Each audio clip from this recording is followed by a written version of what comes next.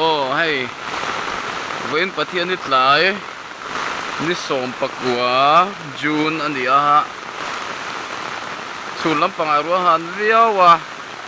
tai lam pangai ro cho ron sur du le ta viawa ai tui pot le mi na ron kun vele de ta ni na lang ani son di zana tim him vela aron chim na lai ho kharon chim vele tan ni na khiata ai so lai cham thei put to maya enge kan an zel don e ruala chu atla du angareng sia film khurpongai khop mai so e ke ni ko tara tang hian an hai khopa ei kan AWO ko tara nia ki te sub center Lian ita hi kau Lian khan ni maya ama sam hi som pariata len khan e lai in hring hi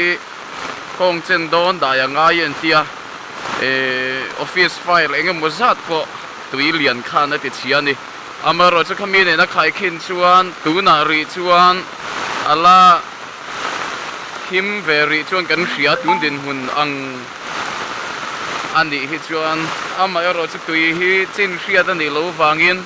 ana lampanga ron sur tam viau chuan ama kan hun tong poka tong thei din huna chuan kan ding ve tho mai te ro chu a viat theya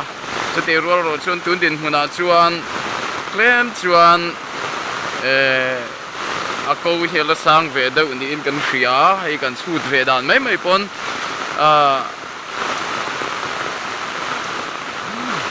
an tam khopa ruwa tui hit la thadu em akumin hi mitin te an film khur khlan po ngai ei ukei ve na ni khuwa lowa zana te khan ukei ve te khan lo chuak le su pang te po lom khom mai ei hi kau tui Lian date ni som pakua tharuk sam ni som ni pa ni klai thim ma biak tia chu ei ma ala ka ni